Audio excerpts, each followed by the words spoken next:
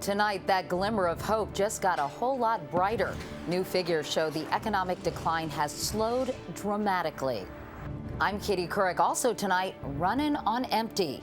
The Cash for Clunkers program proves so popular, Congress has to rush in with an emergency refill of cash. How the company at the center of the mortgage meltdown curried friends in the very highest places. We'll follow the money. And a town that operates on the honor system. Steve Hartman puts it to the test. This is the CBS Evening News with Katie Couric. Good evening, everyone. We're beginning tonight with the economy because the bad news is actually getting better. The government reported today that the economy continued to shrink in the second quarter of this year, but only 1% this time, and that's a big improvement. It had contracted more than 6 times as much in the first quarter. So there's the latest evidence. The recession is easing. Anthony Mason has more. The economy contracted for the 4th straight quarter this spring, but the pace of decline slowed sharply, and at last it looks like the worst is over. Today's GDP is an important sign that the economy is headed in the right direction. But you're convinced now that we're coming out of this thing? Absolutely convinced. Economist Michael Darda believes the recovery will be stronger than expected. He's forecasting a healthy 4% growth rate next year. Even in the 1930s, the worst and longest recessions the world's ever seen, the recoveries out of those recessions were robust. Wall Street appears to agree. The stock market closed out its best July in 20 years as the Dow rallied more than 8% for the month on rising corporate profits. So this is the upper rooftop deck. Camille Syria feels the tide is turning. Where you could have cocktails down in the cocktail lounge. She plans parties and events aboard ships in New York Harbor. This is a luxury business. Absolutely it is. But you're seeing a rebound. I definitely am, thankfully. Her Yes. corporate clients have started calling again. I honestly feel that this year is going to be a much better year than we had anticipated. But another economic barometer is cloudy. In Fort Edwards, New York, Clint Binley makes shipping pallets. If we're doing well and shipping a lot of products, that means the economy is shipping a lot of products to their customers. But after watching his business drop by nearly 25%, Binley is seeing only hints of a turnaround. Well, it's not dead, but it's certainly not robust either. So Binley, who's reduced his staff by a quarter, isn't thinking about rehiring yet. And nationally, the unemployment rate is expected to continue to rise even as the economy turns around. So when we do finally get a recovery, for many Americans, it won't feel much like one. Katie? Having said that, you are delivering a bit of good news tonight. And it's my pleasure. So thank you for that, Anthony. One way the government is trying to boost the economy is with the so-called Cash for Clunkers program. It's designed to get Americans buying cars again, and it's working so well that in this first week of the trade-in program, the $1 billion Congress allocated for it is already gone. Now, that made dealers nervous, and the House today quickly approved $2 billion more. Here's Jeff Glor. With a nickname so catchy, it's not hard to see why Cash for Clunkers captured so much attention. By one auto industry estimate, more than 200,000 cars sold in 1 week. But I'm happy to report that it has succeeded well beyond our expectations and all expectations. It's a lot more complicated than we thought. But for car dealers, success is a relative term. Jim Russimano at Nutley Chevrolet in northern New Jersey sold 3 extra cars this week, thanks to the government's $1 billion rebate program. But the website where Russimano and thousands of other dealers are supposed to file claims was still crashing today, and he's worried he's cutting deals that might not get reimbursed. I don't know that there's any dealers that are in a position that they can afford to lose $3,500 or $4,500 in a deal they've already written. The program, which offers drivers of old, qualifying gas guzzlers $3,500 to $4,500 toward the purchase of new, more fuel-efficient vehicles, was also criticized for being too complicated. The qualifications ran 8 pages long. Keeping track of sales seems just as complicated. Is there objection? Last night, the government threatened to suspend the program after fears it burned through all its money well before the scheduled November 1st end date. Nobody is really sure exactly how much money has been spent and whether or not the program has already run out of money. The White House quickly said no, keep going. And this afternoon, the House temporarily shelved other business to set aside an extra $2 billion for the program. Cash for clunkers. With notable dissent. Maybe we should have a cash for clunkers program and pay people to eat chicken. Still, it passed by 2/3 majority. The bill is passed without objection. And sales continue flowing. This New York dealership was writing 8 clunker deals today alone. So while there clearly has been confusion about the program from dealers and consumers, there's no question it's driven up foot traffic and sales inside dealerships, which makes them happy, and they could be getting even more money. Katie? All right, Jeff Glor. Jeff, thank you. One more note about cars tonight. Honda is recalling 440,000 of them to fix a defect that can cause their airbags to rupture in an accident. Metal fragments from those ruptured airbags have hit some drivers and passengers, causing at least one death. The recall includes 2001 and 2002 Accords, 01 Civics, and 02 and 03 Acura TL sedans. Turning to Washington now, where the Obama administration is taking stock after 6 months in office and looking ahead. This evening, the president and vice president walked over to Blair House, where they're hosting a kind of retreat for members of the cabinet this weekend. Aides say it will be a chance for them to bond and talk about the president's agenda. John Dickerson in our Washington bureau is a CBS News political analyst. John, a recent CBS New York Times poll shows that only 46% of the American public approves of the way the president's handling health care reform. What is he likely to hear from cabinet members about that in this meeting? What they're going to discuss is how the president can get the message back on health care. He agrees with the public. Everybody agrees that there is something wrong with the current healthcare system. The problem is the public doesn't agree with the president's cure for that problem. There's also been criticism that President Obama has left too much of the nitty-gritty of healthcare reform to Congress. Was that a flawed approach? Well, the approach was to avoid the mistakes of the Clinton experience in '93 and '94, and the gamble the White House made is if we allow Congress to do its work, that will benefit us in the end when we're trying to put together a piece of legislation. The downside, of course, is that the president loses control of the public message, and what people hear is talk about dollar signs in Congress and not about whether they're going to be able to keep their doctor, keep their health insurance, and that's the message the president is trying to get back to. How's the president feel he's doing on the economy? I'm sure there is going to be a lot of discussion about that in these meetings. The White House feels pretty good today about the economy. They got a good number on the gross domestic product. It didn't shrink as much as some people had thought. The president came out and made a statement saying this is because of the Recovery Act. They're very happy to be able to crow a little bit about the success of the Recovery Act. Having said that, they're being careful not to crow too much. Absolutely. You talk to White House officials, and they always mention mission accomplished, which was the banner the Bush administration put up with Iraq that turned out not to be the case. They don't want to crow too much. They know people are still out there hurting. All right. John Dickerson. John, thanks very much. Thanks, Katie. In other news, First Lady Michelle Obama praised America's military families today as, quote, quiet heroes. She spoke in Norfolk, Virginia at the homecoming for the aircraft carrier USS Eisenhower, which is just back from the Middle East. In Afghanistan, meanwhile, the U.S. military says 2 more Americans have been killed in the war against the Taliban. That brings the U.S. death toll for July to at least 43, the deadliest month of the war. And according to the UN, more than 1,000 civilians were killed in the first half of the year, up 24% from last year.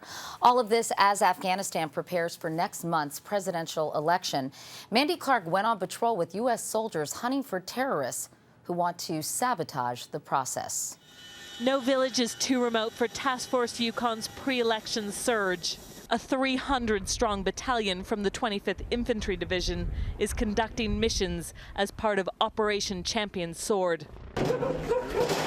This push around the eastern city of Khost involves a number of targeted missions. I got a locked door.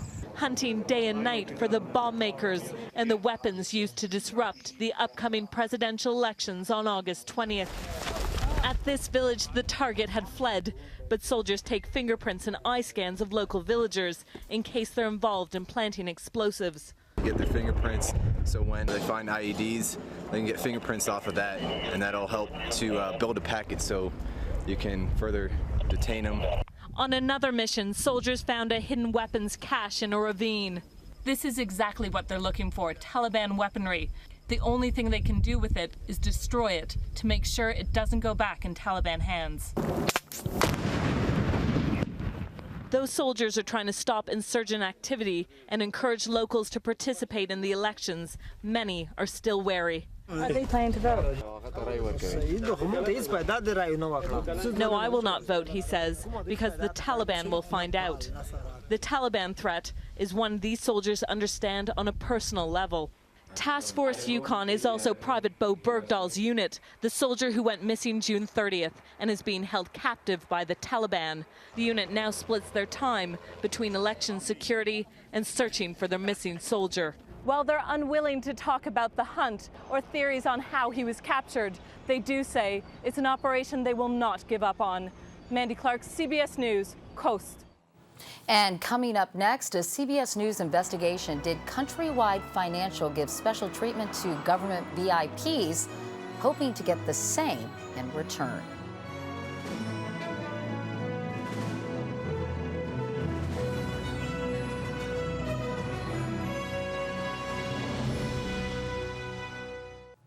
Countrywide Financial was the lender at the heart of the mortgage meltdown, but when business was booming, one whistleblower says the company went looking to influence the powerful in Washington, including members of Congress and a host of others. Cheryl Atkinson has this Follow the Money investigation.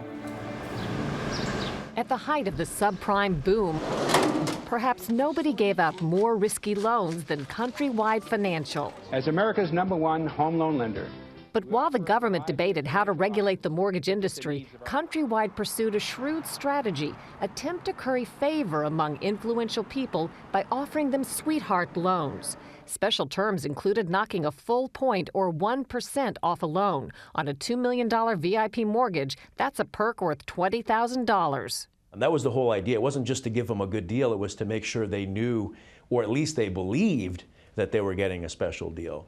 Anthony Salerno represents former Countrywide executive Bob Feinberg. He worked in the VIP section that offered preferential treatment to so-called Friends of Angelo, customers referred personally by CEO Angelo Mazzillo.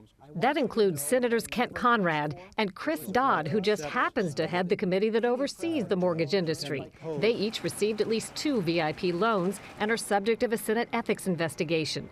They declined our interview request but have denied wrongdoing in other interviews. I did absolutely nothing unethical here. No special deals. No one ever offered one. But CBS News has learned that Countrywide's VIP program went far beyond 2 senators. VIP mortgages were given to President Clinton's former housing secretary, Henry Cisneros, and President Bush's housing secretary, Alphonso Jackson.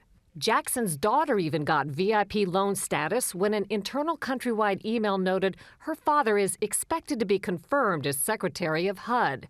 Also on the list, Franklin Raines, then CEO of Fannie Mae. Fannie Mae bought billions in toxic Countrywide loans that defaulted at taxpayer expense. And former Fannie Mae CEO James Johnson, one-time advisor to President Obama. Some of the most flagrant connections were with the House Financial Services Committee, which had oversight authority over Countrywide. Clinton Jones, a chief counsel for the committee, got VIP treatment, and internal Countrywide emails leave no doubt as to why. Jones is an advisor to ranking Republican members of Congress responsible for legislation of interest to the industry and of importance to Countrywide. A committee aide asked Countrywide to help his sister and brother-in-law after they got turned down for refinancing. Countrywide obliged, calling the staffer an aide to a senior member of the House Financial Services Committee, a big supporter of Countrywide's and very important to us. Congressman Darrell Issa is spearheading a House investigation. This is a pretty vast attempt to influence government that did not benefit the American people in this meltdown of the economy around the world. Democrats are blocking a Republican effort to subpoena Countrywide documents. Some of the people named in this report have said they didn't know they were getting preferential treatment. For now, it's unclear whether there was anything illegal and whether Countrywide was able to fend off regulations by winning favor with the right people. Cheryl Atkinson, CBS News, Washington. And continuing now with the Follow the Money theme, attention taxpayers, Your photos are ready. The Air Force today released 146 photographs from that infamous Air Force One flight to New York in April.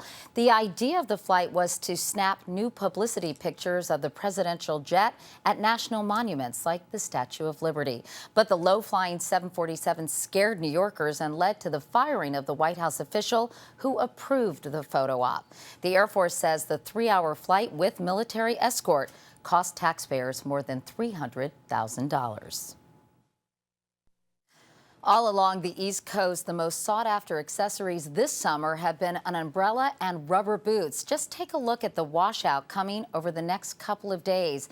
And that's only the latest in a series of ruined weekends. National correspondent Jim Axelrod looks at a different kind of summertime blues. The latest chapter in the Northeast story of wild summer weather is being written in New York State's Catskill Mountains, where another 4 inches of rain produced flooding, rescues, and a state of emergency. This was rapids. I mean, just rapids, people yelling, sirens going, firemen saying time to evacuate. 25 miles north of Manhattan, just the threat of thunderstorms shut down the Rye Playland amusement park today for the 11th time this summer. Nobody that works here now, and I have some folks that have been here for 41 years, can remember a season like this one. In Massachusetts, more than 130 beaches closed when heavy rains overwhelmed sewer systems, spilling wastewater into lakes. More bad weather fallout. In some areas, it's been much wetter than normal. That's generally from New York City up towards southern New England, where we've seen lots of rain during the month of June and July. Portland, Maine's had its wettest June and July on record. It's been the second wettest ever in New York and Albany, the third wettest in Providence and Hartford. In this summer of chainsaw cleanups and weird hailstorms that have made the Northeast look like Christmas in July, add one more oddity. Today marks the second time since 1869 that Central Park hasn't hit 90 degrees at least once in June or July. Jim Axelrod, CBS News, New York. Overseas, Corazon Aquino, the former president of the Philippines, died today of colon cancer. She was 76. In her trademark yellow suits, Aquino led the People Power revolution that swept dictator Ferdinand Marcos from office in 1986. She was a reluctant leader, getting into politics only after her husband, an opposition leader, was assassinated. Corazon Aquino served as president for 6 years. And still ahead, Steve Hartman went on vacation, and all we got was, well, a darn good assignment America. And finally tonight, where would a guy like Steve Hartman spend his summer vacations?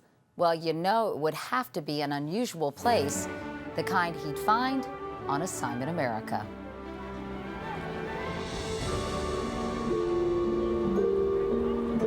On the southern shore of Lake Erie sits the tiny town of Lakeside, Ohio. I know about this quaint little summer spot because my family has been vacationing here forever. We started coming back when I was still living in my parents' crib, by which I mean crib. I learned how to swim here, got my first shuffleboard trophy here. I even took this same music class.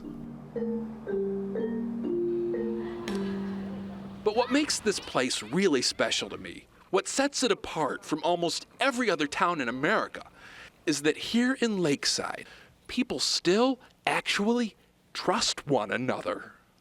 Where else in America does somebody find a $20 bill and put up signs telling you where you can claim it? This town is so trusting. In all my years, I've never seen anyone lock their bike. Is it surprising to some people when they come here for the first time? Oh, yes. They can't believe it. You tell them you don't need a lock? You don't need a lock. Jackie Seifert runs Seifert Cycles. When you rent a bike from her, she doesn't ask for a driver's license, credit card, nothing. She just trusts you to bring it back. We've never had a bike stolen in 28 years. Never? Never. If you expect the best from people, that's what you're going to receive. It's the honors system, and this whole town seems to operate on it. A lot of the stores leave their merchandise out all night. You have a little box there where people can put in the payment. Yeah, just a mail slot. And people really do that? Yeah. This is Robert Retzky. Now, yesterday I went to the doctor's office. This morning I had 3 envelopes on the floor. 3 envelopes. At Marilyn's place, they even trust the proverbial kid in a candy store. The owner, Marilyn Burns, has a jar and a note that says, "We trust you. You are an honest and wonderful child of God. Wait on yourself and make your own change." We've had kids come in from like the inner city, and they'll stand on the other side of the counter and say, "What do you mean you trust us?" I've always been a bit skeptical myself of this one, so I set up a hidden camera to see if I could catch someone red licorice handed. How much are these? Don't ask me, but they're tiny. Dozens of kids came and went. Those are 5 cents. And they all paid, right down to the penny. This week, my son George got his first taste of Lakeside. And although the character of the place didn't impress him nearly as much as the radio in the rental car, my hope is that the more he grows, the more he will appreciate Lakeside. And that the more he changes, the more his vacation spot doesn't. Steve Hartman, CBS News, Lakeside, Ohio. George is getting big. And that is the CBS Evening News for tonight. I'm Katie Couric in New York. Thank you for watching this week. Jeff Glor will be here tomorrow, and I'll see you again on Monday. Until then, have a great weekend and good night.